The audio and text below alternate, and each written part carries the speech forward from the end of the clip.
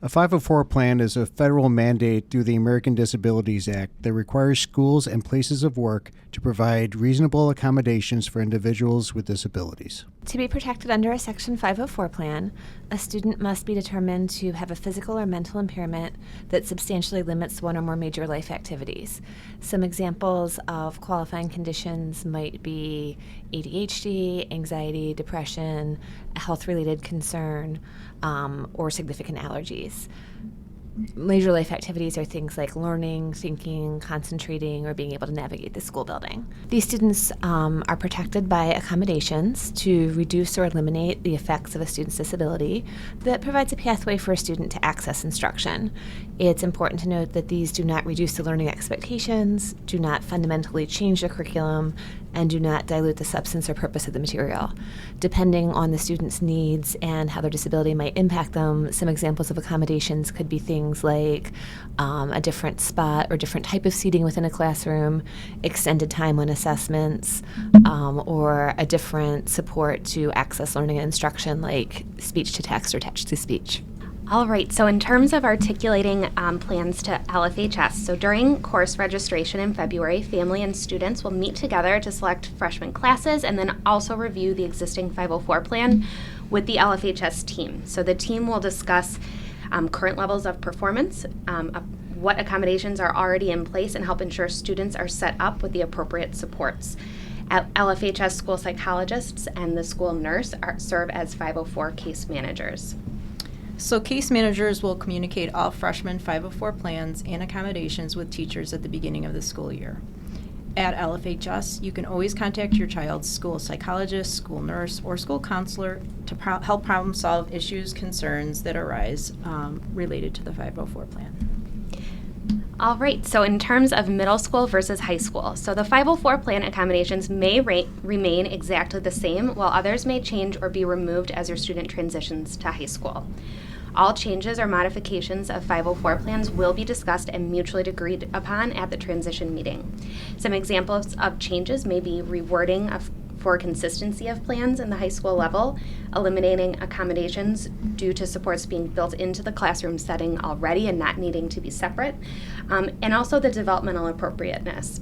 High school students are expected to become increasingly more independent as they approach graduation. The level of independence required for students to manage a 504 plan is a pretty fundamental difference from middle school into high school and as they approach graduation.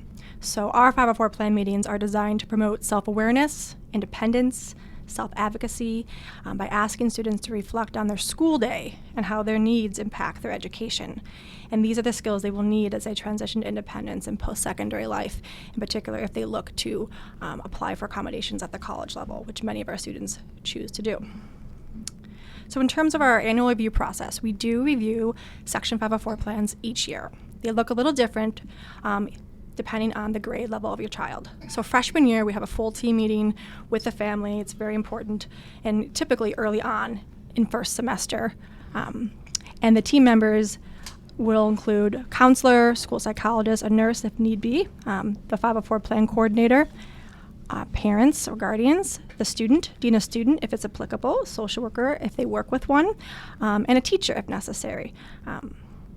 All classroom teachers are consulted after every time we meet with a student. And we often have these meetings virtually out of convenience for most of our families, but parents can opt to request an in-person meeting if they would like. So we will have that meeting freshman year and junior year. Sophomore and senior year, we do what we call a student check-in, where we will simply meet with the student, the case manager, whether it's the school nurse or school psychologist, and their counselors to review classes, see how they're doing, ask any questions about their accommodations. Typically, no changes are made at those meetings, and we send all the paperwork home for families to review and keep a copy for their records. And once again, there is always an option for parents to request a full team meeting if they prefer that, in lieu of the student check-in sophomore and senior year. We have a core team here at Lake Forest High School, which also includes many related services available to all students. So the core teams at Lake Forest High School include a social worker, speech path, if applicable, school psychologist, school nurse, and if applicable again, an occupational therapist or physical therapist, which we work through previously known as NSSEO or NSSED, but now True North. We have a number of services available to our students here at the high school. This slide shows a list of a few, including assignment to a public room study hall for a little bit more of a personalized check-in during the study hall period. Our Enriched Study program, which focuses on on executive functioning skills. We have a Strategic Reading 1, 2, and 3 course now offered at Lake Forest High School, as well as a Strategic Math course, 1 and 2, to support those skills related to reading and math, in addition to their literacy courses in English or their math course they select. We have personal learning time every week, peer tutoring by request, resource centers in every academic department, executive functioning tutor after school for students to drop in and out of as needed to support homework completion, organization, study skills, test prep, whatever is needed for that particular child.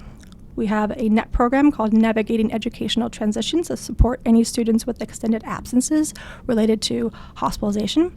We have online coursework through APEX. We have SSRTs, which are counseling groups offered here each week by our social workers, and counseling support as needed as well.